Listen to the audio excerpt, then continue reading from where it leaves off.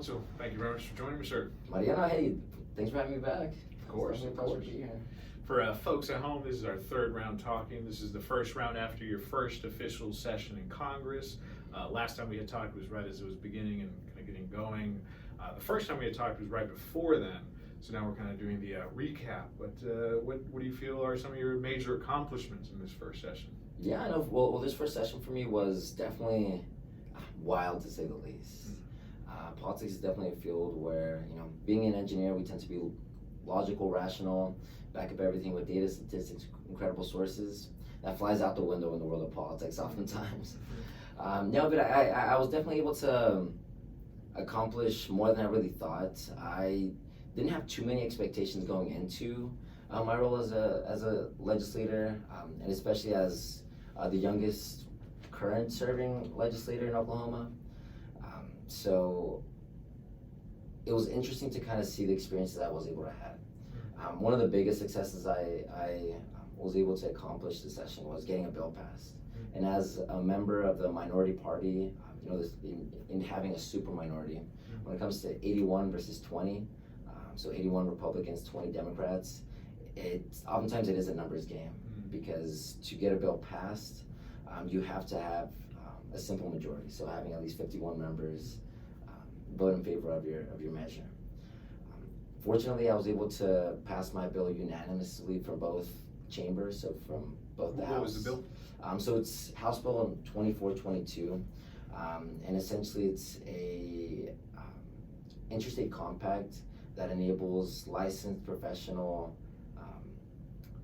EMTs, paramedics, so any type of emergency medical service provider, the ability to cross state boundaries, because right now Oklahoma is facing a shortage, as well as many other surrounding states. We're facing a shortage in emergency medical personnel. So this interstate agreement enables any member of the compact the ability for their licensed medical professionals to cross state boundaries more easily, rather than having to get licensed, like multi-state licenses, or having some kind of reciprocity agreement, which would be having a license that is recognized in both states in a way. This would kind of ensure quality of care.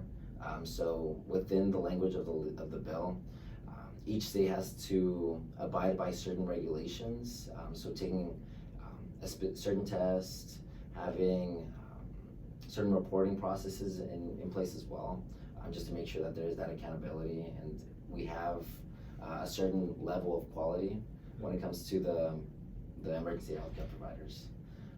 And this is more of an issue in rural parts of Oklahoma, so more of the communities neighboring places like Kansas, Texas, Arkansas, and all these states around us are pretty much already members of the compact. The only one I think that wasn't was Arkansas, but they're currently in the process of getting that accepted. Very nice. What about on the other end? What are some things you feel were shortcomings, or things you still want to get out of your congressman status? Yeah, no. So one of the big things I'm continuing to work on is language accessibility. I did introduce 2 bills that would focus on providing documents and resources for limited English proficient individuals. One dealing with voter registration documents. Right now, Oklahoma only has one county that provides documents in a language that isn't English, which is Texas County up in the Panhandle. They provide voter registration documents in Spanish as well, because they have a huge Spanish-speaking community up there. So that didn't get heard. And one of the issues one of the barriers that we stumbled upon was State Question 751, which I think in 2010, there was a state question to make Oklahoma's common language English. So anything state related or state associated has to be put out in English, since that was the common language. Does that bill make it English exclusively, or could it be English and another language? English exclusively. Oh, wow. Really? That's why, and there is certain things we can play with when it comes to the legal language of that state question. because it talks about official action. And official action isn't necessarily defined, but depending on the agency or depending on what it's implemented, that's what the English being the common language is applied to. Anything or any documents that deal with official action. So one of the things that we're planning on doing is, or that I'm planning on doing is getting a opinion by the Attorney General. So carefully crafting a question to see what would official action, I guess what would qualify when it comes to election materials. I have some conversations with the Secretary of Education, Elections, just to see if we can find a workaround to essentially provide voter registration documents in Spanish. Very nice. Since that's the second most spoken language in Oklahoma, especially in Oklahoma County, as well as Tulsa County, which has the highest demographic of Spanish-speaking and Latino voters and individuals. And that tends to be a major theme in your work, working for the communities you represent, is obviously majority Hispanic in South Oklahoma City. And to that point, you've also mentioned off camera some of the work you're doing as far as education requirements, and for folks at home that may not be familiar in Oklahoma, we're currently and have for the past few years been dealing with a lot of issues with our education, particularly with funding. It seems that the state continuously cuts funding, makes it in other ways difficult for teachers to do their job effectively or want to do their job, right? And so we have this unfortunate pattern where we've had lots of Oklahoma teachers win Teacher of the Year and then move to Texas afterwards, right? So what can you say about some of the work you've done to try and help that? For sure. Yeah, and on that topic about, teachers that have won both state level and national awards, this year Oklahoma produced the National Teacher of the Year. So in the entire country, we have the nationally awarded Teacher of the Year from Tulsa. And she's phenomenal. I think she's a math teacher. And Oklahoma is a state that our colleges, we produce some of the best teachers out there. But going back to what you said, a lot of them do tend to leave the state because of a lot of the policies and the rhetoric that's being put out currently. Because policy-wise, the legislature put out an education plan, and it's termed the largest, most historically largest investment in education, because they funded $1.3 essentially $1 billion into our education. I think I'm trying to think of the numbers, but essentially it was a two-part thing. One that I know my party, Democrats didn't really agree with, and I think a lot of especially rural legislators weren't necessarily in favor of, which would be tax credits or tax vouchers for families that want to put their kids in a private school. So if I have a child and it was going as school choice. Why were the Democrats opposed to that? It's essentially, it's money that could have gone into public education, and it's one of those things that we're kind of like moving towards privatizing education in a way. So using these public dollars, so public taxpayer dollars, and putting them into private institutions like private schools. And when it comes to who would benefit, since one of the requirements that the family or the household would need to adhere to they would need to make under $250,000 as a household income, which is still a pretty significant amount of money. And that would only really be for the first year.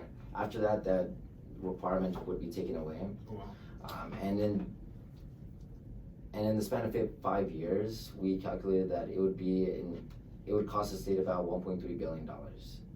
So that's where the $1.3 billion came from, not from the historic investment. I think the historic investment in education was around $700 to $800 million.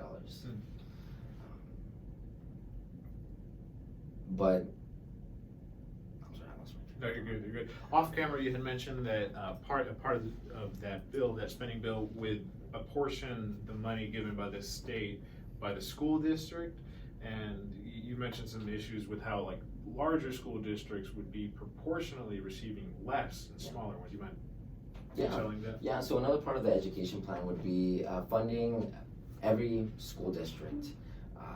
It'd be a $2 million fund per school district, and it would be capped at that $2 million, regardless of the size of the district. So school districts like Oklahoma City Public Schools and Tulsa Public Schools, which are the largest two districts in the state, would receive around $62 per student, while smaller school districts in rural communities, which tend to have less students, would receive more dollars per student. So in some school districts, they receive around $700 to $800 per student, which is a huge, funding disparity, I think, because a lot of the inner city school districts like OKCPS and TPS, they tend to have a lot of needs as well because they have a lot of students in their schools, and when we have lacking teachers and less teachers in the classroom, it doesn't contribute to any higher quality of education. Right, right. What do you think are some concrete steps that could be done about that? Yeah, I think a big thing is just making sure that we are more adequately funding our education in our school systems, because right now that's not necessarily the case. Even though Oklahoma, like I said, has coined this as the most historic investment in education, we're still ranked at the bottom when it comes to regional funding of our education system. So just ensuring that we have quality education, but we have to back it up with funding. And right now, we're not really doing that. And then the big thing is just changing the narrative when it comes to teachers and educators. Because right now, our state superintendent is putting out a lot of negative rhetoric on teachers, discrediting them, and in a way demonizing the profession because of liberal woke indoctrination. Which is unfortunate because that's one of the main contributors that's driving teachers out of the profession. So not only supporting teachers, but really making sure that we have adequate funding are the best ways to kind of make sure that we are taking care of our students and taking care of our teachers.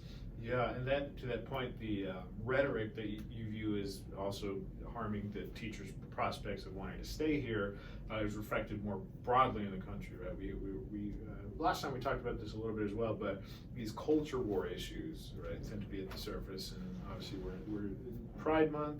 And I know you're a celebrant of this as well. This is something that for a lot of conservative, especially conservative Christians here in Oklahoma, is something that they're not on board with. But also interestingly, another theme that we've talked about before is intergenerationally, right? So we're both Hispanic, and we were familiar with that. Lots of people in our peer group, around our age group, were very supportive of the LGBTQ community. But with our parents' generation, they're often share some of the discomfort that a lot of conservative Christians in Oklahoma do with this community. And so as to that culture clash, that conflict, what are your reflections on that? Yeah, no, and I definitely agree with you, because I know in the conversations I've had with people like my parents, we do differ when it comes to how we view the LGBTQ, the trans community, because it is one of those, it seems like it's one of those things that has more recently become more normalized, and I think our society has more accepted the LGBTQ plus community, which has brought many things, right? So there's more of a pushback when it comes to LGBTQ, especially trans rights, and I know myself being someone that grew up with friends that, we grew up in the exact same environment, similar families, grew up going to same churches, same church school. But whenever our friends are like, we might have just that they don't feel comfortable or identify with in the body that they grew up in. That's one of the things that really kind of shaped my perspective. I'm seeing close friends kind of start to evolve in the way they felt about their gender identity. Because that's one of the big areas of debate right now, like we were mentioning. Whenever we have, biological sex, male and female, and then going back to gender identity, so the way someone deeply kind of feels within themselves and their gender identity. And I know that's something that's I'm always kind of trying to better understand, because a year ago I wasn't thinking about these things. I wasn't talking about it as much outside of just kind of the conversations that I had with the people close to me. And that's why I personally tend to be very supportive of things like gender affirming care. So affirming oftentimes how someone feels, and if they want to receive, I guess to the point that if they want to receive that treatment, and go through the process of physically kind of adapting their body to how they feel.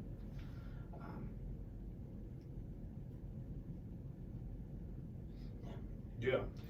So where this comes to kind of the forefront as far as your work as a congressperson would be, obviously, as a state, there's a requirement to provide a public education of these things. And so a lot of these debates are about what is included in that, right? Yeah. So so-called book bannings and these different moves that are being made, particularly by fairly active conservative politicians in other states, but also in Oklahoma, attempting to restrict what sorts of materials are in the classroom and what are not.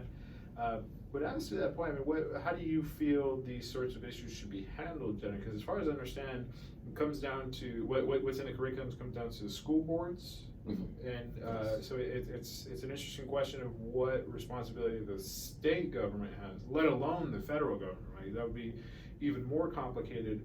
But in your role as state representative, do you think the Congress should be involved in what is included and what's not included in curriculum? I think to a certain extent, I think right now our state legislature especially has become overly involved in kind of the politics of what's being taught in schools or not. More so, I guess, the State Board of Education, because they're the ones that do put out more of the curriculum. But I do think education curriculum should be apolitical. It shouldn't really be as politicized as it currently is, because we kind of just see and when it comes to things like right now, we do see more prominent ideas being thrown out when it comes to book banning and thinking about what is taught in schools, not only within gender and I guess sexual education as well, but also within like race and historical events. And I do think we need to make sure that we trust experts in the field of education to be able to really create a curriculum that is representative of the body of students. So ensuring that we accurately teach history. And I know one of the big things that is talked about are things like CRT and DEI, so critical race theory, and policy-wise, I mean, HB 1775, which kind of made it harder for teachers to teach things like race, because I know one of the big things that's thrown out is that certain topics tend to be racist or make students feel uncomfortable for being, say, white, because historically there has been oppressors and the oppressed. So kind of seeing how that has made it harder for teachers to really comfortably teach and confidently teach things that I think is important for students to know and learn. And I don't think the goal is to make anyone feel uncomfortable, but to make sure we create an educational system that produces critical thinkers. and being socially and culturally conscious about the accurate history of the United States or of the world as well. And when it comes to things like race, religion, and all these different areas that contribute to inaccurate history. Probably wasn't the best answer, but... Oh, no, you're good. You just said a few interesting things there. One of them was that the goal is not to make people uncomfortable, but even some advocates of CRT would say, well, maybe some discomfort is necessary, right? Yeah. If it's an ugly history and it's being brought to the surface, that's going to be uncomfortable, right? And there's some element of learning history that makes that just inevitable, right? So, for example, learning about like the Holocaust and concentration camps, right? It's like part of being educated in that requires coming to terms with an uncomfortable history.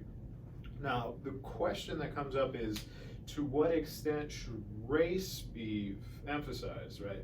As you mentioned, in history, there have been cases of people being the oppressed and the oppressors. The concern, I think, that folks raise that are concerned about CRT is that it's reduced down to essentially about race, right? So, and that's the discomfort, especially, you know, if you're a little kid, right? If you're not a historian, right? It's very easy to come away from a lesson that emphasizes racial elements with the kind of crude understanding of, oh, white people are the bad people, they mistreated others and so forth. And so it is an interesting question of what things do and don't get considered in terms of the interpretive lens applies to history, right? Because like the facts obviously need to be just historically based, right? But there are decisions, there are ideological decisions about which elements get emphasized or not. And to that extent, I mean, it's an interesting question how much race should be focused on, because for example, as a matter of biology, race is basically just an empty concept, right? It's not, our species is not divided into these different races as if we were different subspecies or something like that, right? We're one species. And so the question of how important race is seems to be relegated to these civics classes, social studies and history and these things. And it is an interesting question as to whether or not it is something we ought to focus on to address that uncomfortable history, or if the lesson from the uncomfortable history is it's something to de-emphasize, to get over, a hurdle to get over. So in that kind of divide as to whether or not it's something to be reckoned with or something to get over, how would you say you fall into it? Yeah, I'd say, because you bring up a really good point, right? Because oftentimes when we talk about race, that takes the spotlight essentially when in that historical context. But I do think it's one of those things that we need to celebrate diversity in a way. So we need to acknowledge that race does play a factor.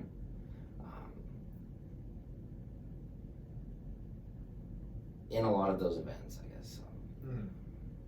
Yeah. Another one of these hot topic issues that unfortunately implicates schools very often is gun control. We're a country that far too often we experience mass shootings, and especially shootings of schools and these things. And I know that's something that you've been interested in doing more research on, so can you let folks at home know what kind of stuff you've been investigating as far as gun control concerns? Yeah, so when it comes to gun control, I mean, just trying to better understand how easier access to guns really does, because I guess one of the areas I've been looking into is kind of just thinking about the policies, so like red states and blue states, and the amount of kind of gun incidents. And for the most part, red states tend to have more frequent gun incidents because they have looser gun laws. And I know during session actually there was an incident in my district where two students got into an altercation, and one of the students pulled out a gun and shot the other student. Luckily, it wasn't a fatal shot, but the student was in critical condition because of that. And the student that pulled out the gun was 16. So I think that's just one example of the way loose gun laws could contribute to, more people that shouldn't have guns having them. Someone that is a minor, still trying to figure out, how to deal with their emotions. And typically it's younger people that have done a lot of these mass shootings nationally, unfortunately. And better understanding how gun laws really contribute to, you know, a culture of accepting guns in areas where they probably shouldn't be. I mean, based off of, I think, I know with what a lot of people in my party, you know, advocate for, because we've passed a lot of guns when it comes to, we've passed a lot of laws that when it comes to access to weapons. And this previous session we did, one of the things that did come into conversation was, should teachers be able to have guns to, you know, increase safety within their schools. And you know, I come from the point of view where I don't think having more guns creates more safety, but just having more regulated access to those weapons. Yeah. So the devil's advocate position here might raise a few different concerns here. So you mentioned that you've been looking at red state versus blue state policies on there, but a gun advocate, a Second Amendment defender, would say that if you look at it differently, if you look at like population density, cities that tend to be Democrat run are some of the ones that have the highest incidence of gun crimes, and they would all, the Second Amendment advocates would also raise concerns that maybe the solution isn't just focusing on the gun, maybe it's, you know, hardening the schools, having more fencing, having locked doors and these things. So what do you make of those objections that could be raised, that essentially on the first part, the difference in red states versus blue states, this might be a city versus a rural problem that could be looked at in that way, and secondly, the idea that maybe guns shouldn't be the only focus, maybe it should be beyond that. So how would you respond to those? Yeah, no, so I think when it comes to, like, guns definitely shouldn't just be the only focus. Things like better securing a school, I think, are also things that we can put more of a focus on as well, to make sure that anyone that just wants to walk into school can't just walk into it, but they have to go through a certain secure system to make sure that who is going into a school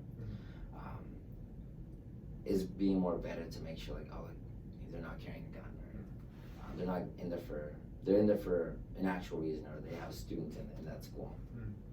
But also think about things like mental health, making sure that we have access to mental health resources. Because going back to the example with the two students, making sure that those students have, within their school even, more counselors, more support staff, and having typically schools tend to have like their SROs, so like student resource officers, but ensuring that there's this kind of more of a mentorship culture with those type of individuals within a school. So that students can better, you know, if they do have anything that kind of comes up, that they have there's a process in place to make sure that any issue is being addressed, especially when it comes to mental health. Yes. Since that's one of those things that's become more prevalent because of things like technology, right? But I think it's not just, going back to your question, it's not just one thing, because guns is a huge factor, you know, having easy access to guns, but making sure that schools are secure, as well as kind of the environment that's created to, you know, enable someone to be like, oh, like, you know, I'm gonna deal with the situation by using very violent things with guns. Yeah. One of the complicating factors as well as to the idea of hardening schools is that some of the measures of things like metal detectors, having, as you mentioned, officers in schools, but also things like sometimes schools will go to see-through backpacks and these things. There's a concern about how invasive some of these things may be, right? Especially when you have resource officers in schools, that can, on its surface, right, that's something we want to have, especially in the instance of a mass shooting. But in ordinary cases, for example, if, you know, two kids get in a fight or something like that, right, and if the officer comes in and attempts to break it up, right, but they, you know, accidentally throw a punch at the officer or whatever, right, this is suddenly a much more serious legal matter for the student, right? And so there's a lot of complications along those lines about hardening schools, but also someone might kind of raise a kind of fatalistic concern that just as a matter of fact, this country has so many guns, or it has more guns than people. What can you really do about it? Especially at your level as a state congressperson, right? We are under the auspices of the Constitution, right? And so the Second Amendment really is the crux of the issue here, right? It's like, as a society, as a country, do we want to keep it, right? Or do we want to do anything about, repealing it or anything like that? It's basically impossible, right, at this point, right? Because it requires a constitutional convention and all these very lengthy processes that make it virtually impossible. So what do we do in light of that? In light of the fact that it seems that the Second Amendment is ironclad. Also, we have more guns than people, and at this point, we have more mass shootings than days, right? It's like these facts can make a person feel kind of helpless about these things. What would you say about that? Folks that might feel that there might not be a solution to it. To the people that feel hopeless when it comes to the gun control issue, I do think there's a way for us to try to kind of take back control of the narrative and really see things through a more common sense way, because I feel like, because a lot of what's being put out there, policy-wise, isn't necessarily backed up with good arguments in a way. And I say that because when we look at the statistics and we look at things like, we have had more mass shootings than we had days in the year, and seeing how our nation, the United States, compares to other nations in the issue of gun violence, there are things that we can point to that have worked and that do work. So really trying to find ways to control that narrative, I think, is going to be vital. And making sure people understand, we're not trying to take people's, go against people's rights when we think about the Second Amendment. It's just one of those things that if we really care about protecting children, especially since right now the leading cause of death for children is is through guns. So really trying to find that narrative that works for people, and get into that more rational thought process in controlling the narrative. So that'd be one kind of method to help with the issue of gun violence. So beyond these national issues that we've been talking about, you've also been involved now with a little bit of international stuff with the Mexican consulate here in Oklahoma. So you mind talking about some of the work you've done on that front? Yeah, no, so a few weeks ago, we had the opportunity to inaugurate a new Mexican consulate here in Oklahoma City. And it was a huge event because we had a lot of dignitaries and a lot of big dog people from Mexico come. People such as the Prime Minister of Foreign Affairs, Marcelo Ebrard, which is also the front runner for the Mexican presidency. And things like the Mexican consulate are a huge opportunity for Oklahoma because we have a growing Mexican population, and the consulate provides so many different services for these individuals. But not only that, it also helps us establish a better relationship when it comes to our foreign affairs within Oklahoma and Mexico. Being more of a southern state, we have a lot of, the Mexican community especially, there's a lot of economic advantages that the community brings to Oklahoma. And also there's, Mexico is one of the biggest kind of foreign traders that we have from Oklahoma and any international partner. So that's only going to strengthen that bond because we are going to have that Mexican consulate here in Oklahoma. And I know a lot of people in my community, it's something that for years they've really been trying to fight for and really been needing in a place like Oklahoma. Because prior to the Mexican consulate being here, the closest one was in Little Rock, Arkansas, which is about a 5 to 6 hour drive depending on traffic. And that can be hard to access when you think about accessibility. So having a Mexican consulate really helps out a lot here. And one of the cool things I learned from that experience, just in talking to different consulates or different Congress congresistas y diputados from Mexico, is the way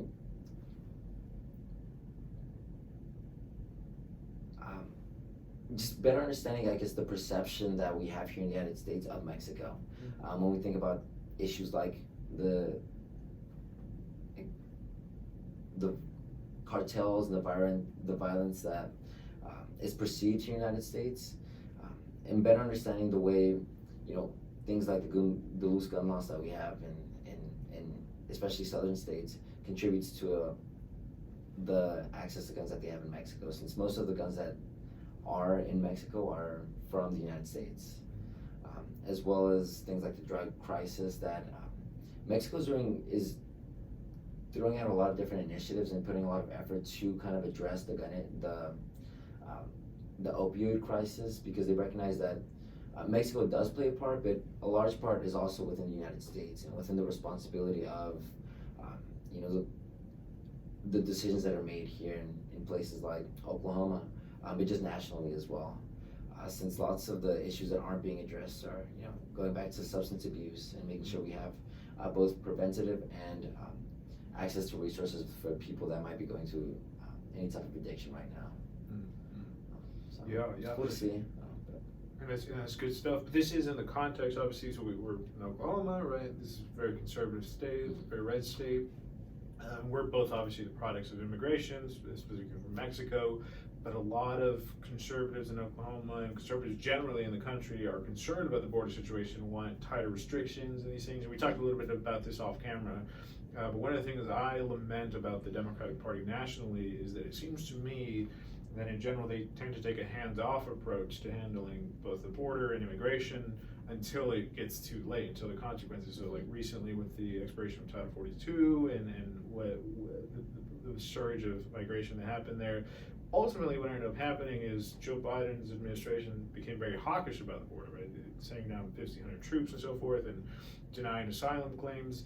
But still, it seems to me that it's a fairly one-sided policy dispute where Republicans put up policies often meant to toughen the border, limit migration, and on the other hand, you have Democrats who, in rhetoric and things they say, are very pro-immigrant, but in terms of policy, in my opinion, this abdication, this hands-off approach harms migrants, right? Both just directly in terms of not having facilities to house them or process them as they're coming through the border, but also in terms of not having a stronger distinction between, as you mentioned, the concerns about drug cartels and human traffickers and the coyotes. They use violence and different techniques to distinguish them from the ordinary migrants. Right? They want to come to the country to progress, to work hard, to believe in the American dreams, to provide a better life for themselves and their children that they could have had in their home countries, right? Which to me it seems that is purely to the benefit of the country, but the fact that we can't disentangle the two,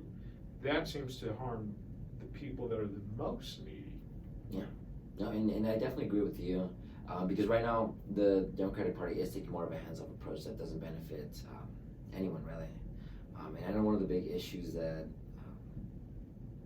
brings up is, a lot of people that might not have the best intentions, and people residing close to the border, they take advantage of individuals that, they are trying to come to the United States to search for better opportunities, trying to achieve that, really fight for that American dream.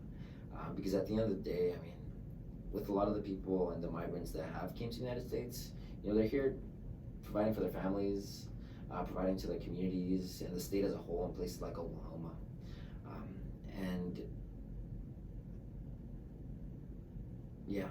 And right now, when it comes to like Title 42 and then and Title 8 being reinstated,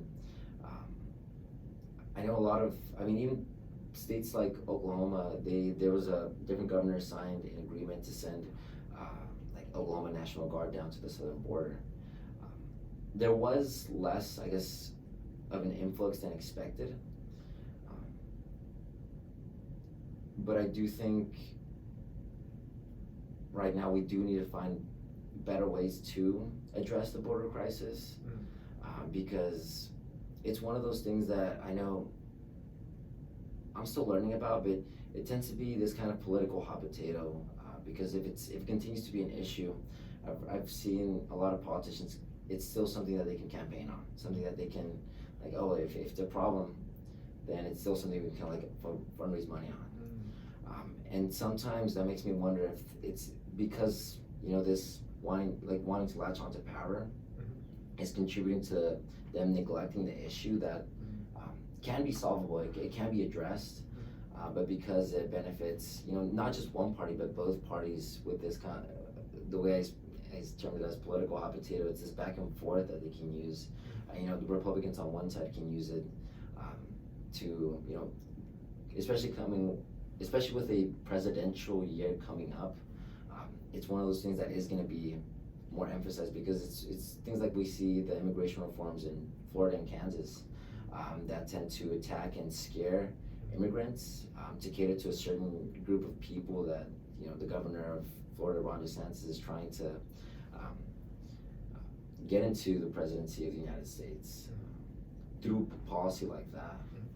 Yeah, and on that specific point, like, so the legislation that you're talking about in Florida, I mean, I think that is just a very backwards approach to immigration that more reactionary wing of the Republican Party is taking.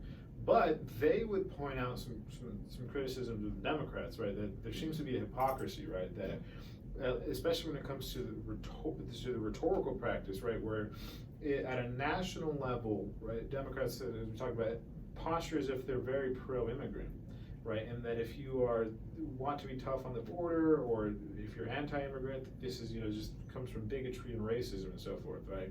And it's very easy to say that when you're not dealing with the influx of migration, right? So when you're these small border towns along the southern border, and especially in Texas, right, where a lot of them are majority Hispanics and increasingly majority Republicans, right?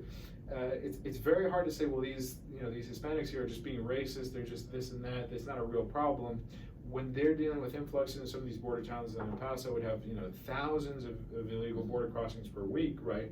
And yet in some Democrat cities, so like in New York City, you have New York City Mayor Eric Adams complaining often about, you know, a few dozen or a few hundred migrants, and yet they call themselves a sanctuary city. Similarly with California, they're very pro-immigrant in terms of their rhetoric, but, you know, recently the story of the private jet that transported some migrants, apparently sponsored by Ron DeSantis' initiative.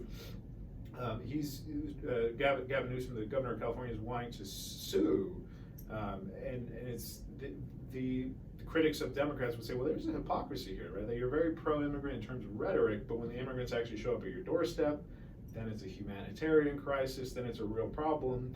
Yet when Republican counties along the border complain about immigration, it's, you know, they're bad people, they're racist.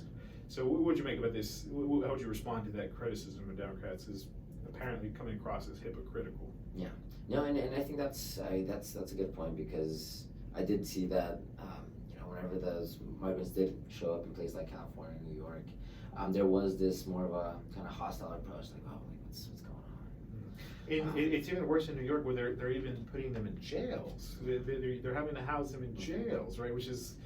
That's a pretty crazy thing. And again, so like I said, I think the rationale behind the policy, especially of Ron DeSantis, I think are counterproductive. But in terms of political gamesmanship, there's I think it's strategically sometimes a clever move, right? In particular, when he sent people to Martha's Vineyard, right, which is this vacation spot where lots of Democrats like to go, including the Obamas and so forth. And the idea is, well, look, these tiny little towns in Texas get overwhelmed by thousands of migrants. You get overwhelmed by dozens. Isn't that a national problem the federal government should be handling, rather than leaving to the auspices of state government? Yeah. No, and I do think there is. Federally, there is more of a role that the government should play when it comes to those immigration issues, because it's one of those things that does impact the entire country.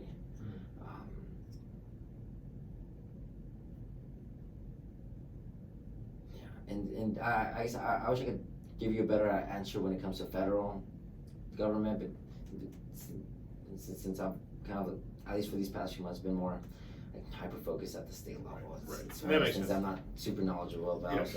No, and that's fair. But yeah, I think we probably both agree that it's unfortunate, it's a lost opportunity, because I think there's so much like hope and so much need for healthy migration patterns to replenish this country, right? We're a country that's getting older, right? There are increasing worries about entitlement programs like Social Security and Medicare not being funded, right? Because we have an aging population that increasingly uses these entitlement programs but is not able to contribute tax money in terms of the labor they provide and so forth. And so having immigrants that come to this country with the drive, the motivation, the belief in the American dream to work harder, to be productive, to be creative, I think that is something that is both just practically necessary, but also I think a very hopeful thing as well, that we have, we ideally would have an influx of people who believe in the best aspects of this country as being a real possibility to be worked for, right? And that's unfortunate that it is, in my opinion, not being handled properly by either side. Yeah. But as you mentioned, you're on the state level. So returning to the state level, we talked a little bit before about artificial intelligence and these things. So you happen to be, what was the name of the committee, the technology committee? Government Modernization and Technology. Gotcha. Have y'all, because last time we talked, it was pretty early days of like ChatGPT and these things, and since then, like it's just, it seems like it's only gotten more and more. Yes, very quickly. So yeah, what kind of a few months? Yes, Jeez. very new. It's brand new stuff, and like it's huge. There's I think there's something in the hundreds of millions of users of ChatGPT or something crazy like that. So what have you guys been doing in that modernization committee about these things? It's always rolling. No, and it definitely is. At least this previous session, it wasn't really brought up. Most of the bills that we saw in government mod, because one of the things I realized is sometimes it makes sense why the bills go to a certain committee, but sometimes it doesn't. So most of the bills that we received there dealt with. We did have a digital privacy bill that had been, I guess it's like the third year now that it's been going through, but it always stalls at the Senate. What is it in that bill? So any company that makes most of its revenue by collecting its users' data, or if it makes a minimum revenue of like $25 million, or if it's more than 50% of its income is due to data that it collects from its users, then it would have to adhere to certain guidelines and certain regulations when it comes to notifying the user and making sure that everything is in plain language, not so much this kind of like technical language that is hard to understand for common people. There's more within it, but that's kind of the overall idea, making sure that companies that get most of their income from, or most of their profit from collecting data from users, they abide by added regulations. And typically the way I understood it, it hasn't really made it past the Senate because businesses tend to be opposed to this bill, and I think just nationally too. It's hard for businesses to comply with, like, if each state has its own different regulations when it comes to data privacy. It does make it challenging on businesses.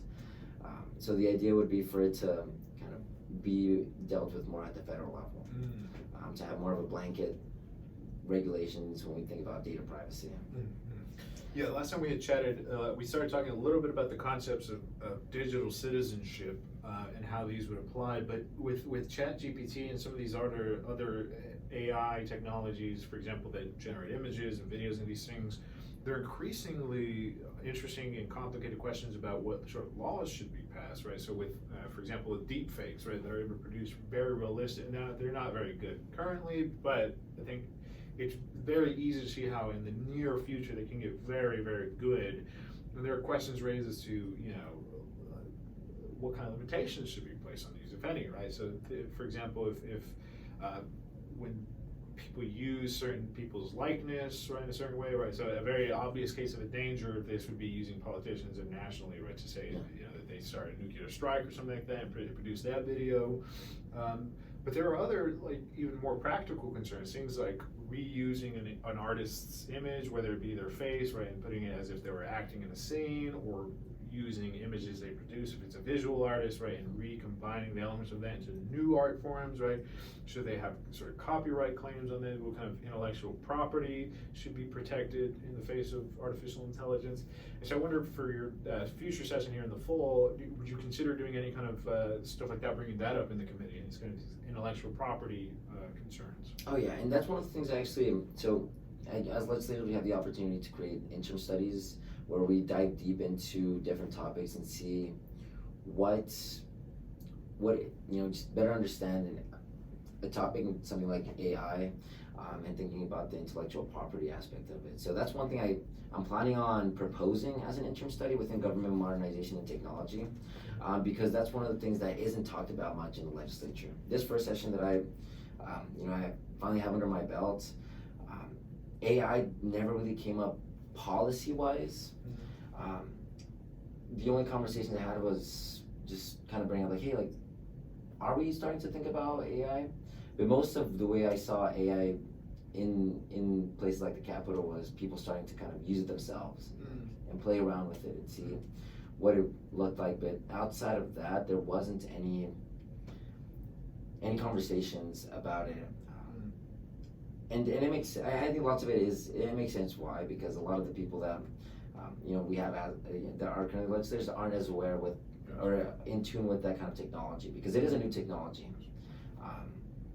And that's one of the things I will be focusing on, just to better understand what kind of policies we should even start talking about. And intellectual property is one of the big ones that we will be dealing with, because you're right, I mean, things like copyrighted artwork or people's voices.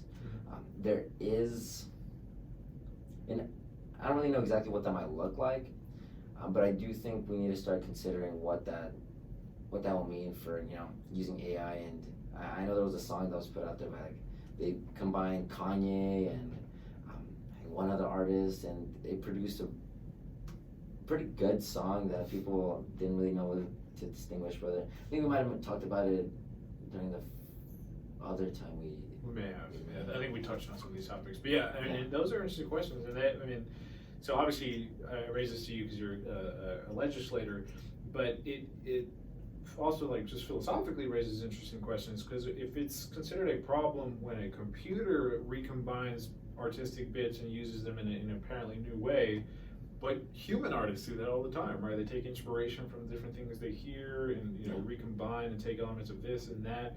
And on some level, it raises interesting philosophical questions about, well, at what point will these systems become genuinely creative, right? And if they do become creative, well, maybe they should be entitled to some sort of intellectual property protections, right?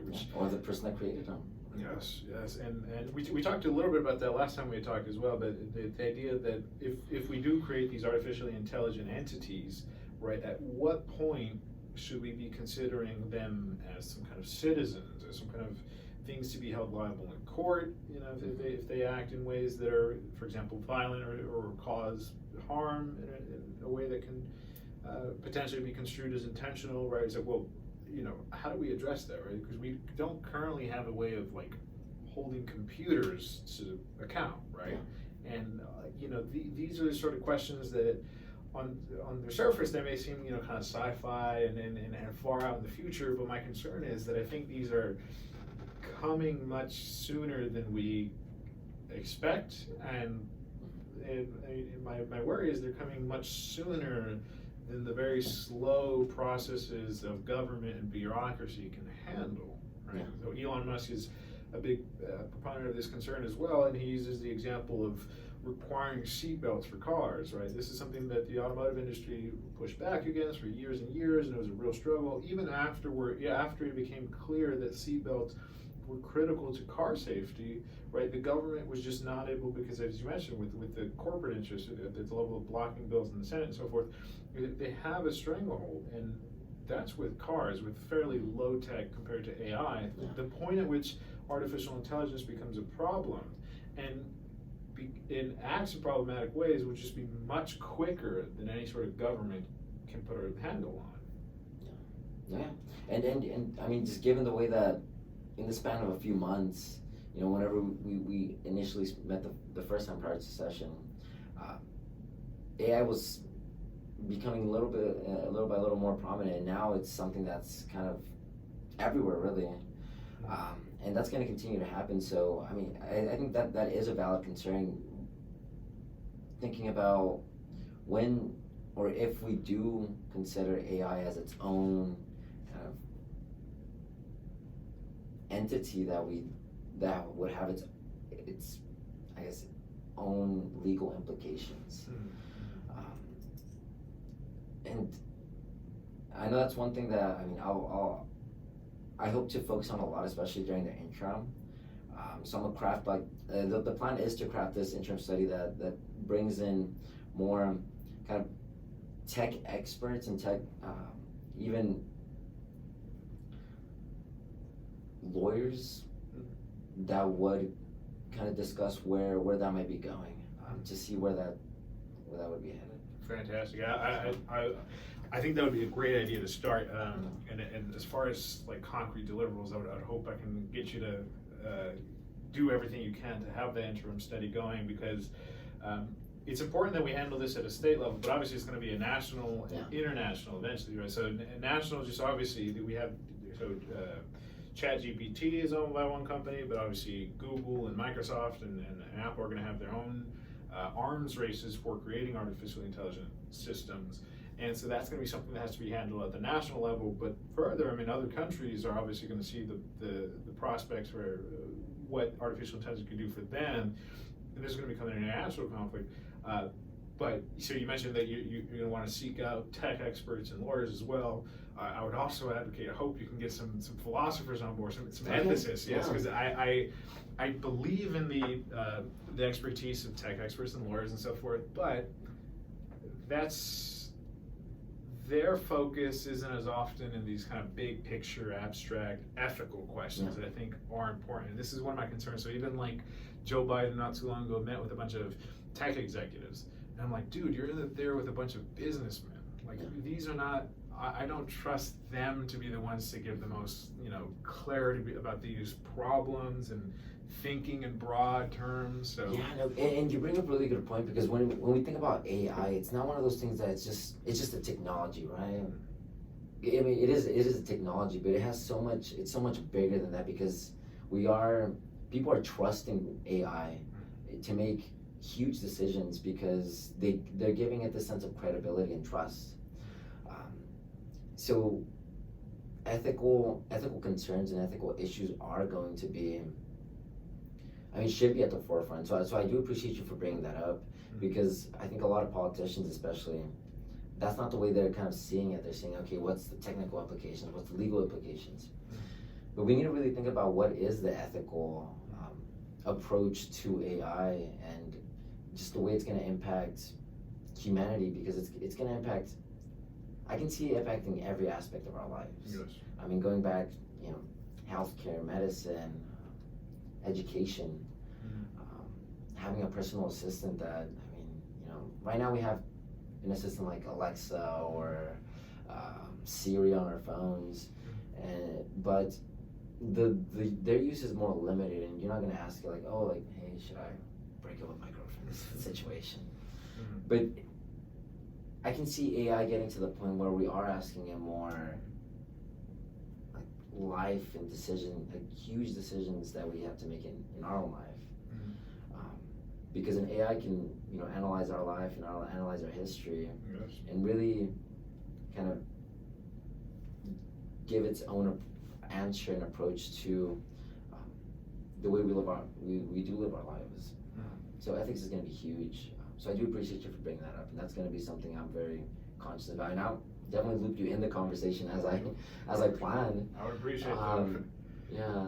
Yeah, no, because it does seem, so there's obviously these concerns, but there's also tremendous hope as well, which I'm very interested in. So one of the avenues for hope in the AI front is uses of apps that don't replace therapy, but can implement some of the techniques, especially of cognitive behavioral therapy. So there's a few apps out there already that work in this.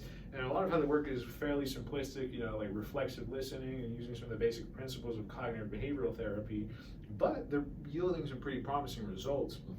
And if we kind of extend that out further, right, there's a lot of interesting prospects for certain jobs that get done that could be enhanced or even replaced. Now, obviously, that's a scary bit, right? Yeah. People are worried about job replacement and these things. But so, like, I think with legislators as well. I mean, there's like bills, or for folks who've never read how these bills actually look, they're very long, very densely worded. And I can just think, like, if an AI were able to write these or read them and summarize them in short, like, plain language, I mean, that would be a tremendous advantage for legislators to be able to communicate in more simple terms, but also for the American public to be more informed about these things, right? Because as you mentioned, with some of these kind of legal contracts and terms and services they have to sign, they're written in very difficult language, right? That if we were able to have AI that would interpret these things more simply for us. To get the context, because I know even as a legislator, we see bills that it's a little change to this huge bill that you're like, oh, like what the context? What does this little change mean to the bigger picture?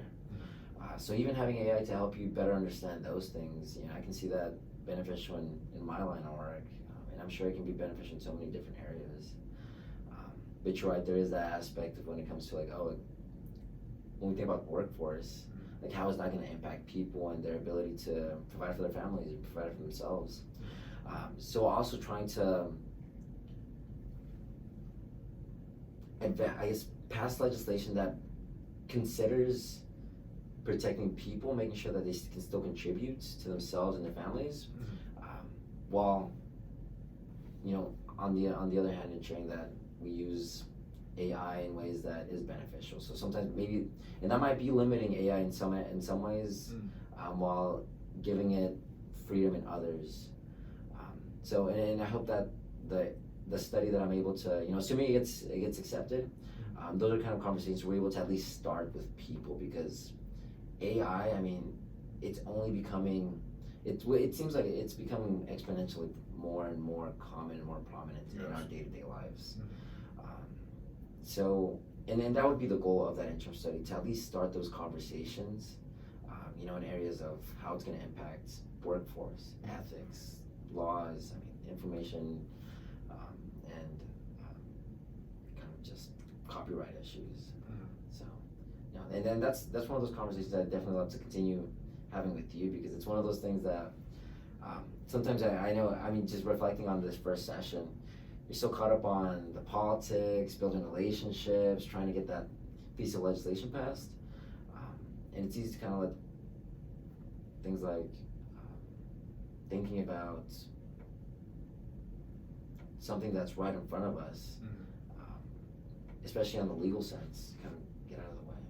Yeah, and for me, part of the urgency I feel with this issue is, I think the genie is still in the bottle, but because the technology advances so quickly, and as we've seen with ChatGPT, that the ball rolls very fast, it's going to get out of the bottle quicker than we're going to be prepared for, and that's my worry. So this is part of the urgency why I'm emphasizing for yourself and for the people in government more generally, that we really ought to be thinking about these things now, right? Because we're still in the days when the genie is not out of the bottle, so this is the time to really be preparing to make sure it stays in the bottle.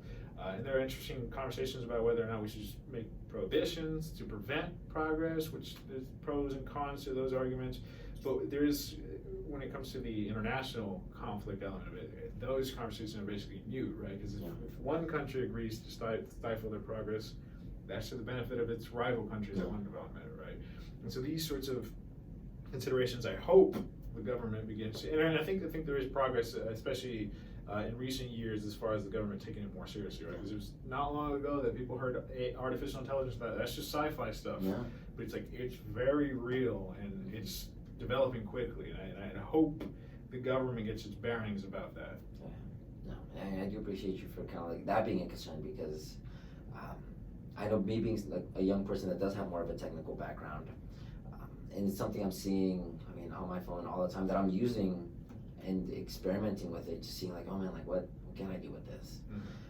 That's one of the things I know I'll be working on to make sure we are having those conversations. So I do appreciate you for bringing that up, and bringing it up in a way that really shows someone like myself that it's important and that we really need to think about it. I appreciate that. Anything else for the way of closing out here? No, well, definitely want to appreciate you for inviting me out again. You know, post-session, it's one of those things that, session, like I mentioned in the beginning, it is wild. And there's so many different layers to politics. You know, in addition to the actual policies themselves, dealing with the people. I mean, that was one of the biggest things that can oftentimes be a hurdle, especially for someone like myself, being, you know, a part of the minority party. So I learned a lot, and now I kind of have better eyes when it comes to approaching legislation and approaching policies.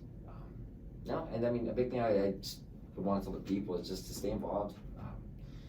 I do appreciate it whenever someone like yourself that, you know, right now you're a student, you're really making an effort to talk to someone like myself that's, you know, even though I don't have as much experience as a lot of other politicians or legislators, you're wanting to have those conversations that, you know, talking about issues that we care about, that you care about especially. I mean, thinking about things like AI. So that's one thing I really want to see more of, because I recognize that I'm not an expert in most things. So I lean on people that do have more of an awareness and more of a care when it comes to a lot of different issues. So I always appreciate that. So thank you for doing that, and definitely want to encourage anyone watching to get involved and know that your legislator, the legislators, you know, we're humans at the end of the day. We oftentimes could be approaching things in better ways, and I think it takes the effort of people that care to really make sure that we're holding our legislators accountable, and making sure that they are aware of issues that affect their day-to-day lives. So definitely appreciate you for having me. I appreciate you. All righty, well, Arturo Alonso, thank you very much, sir. Yeah, thank you.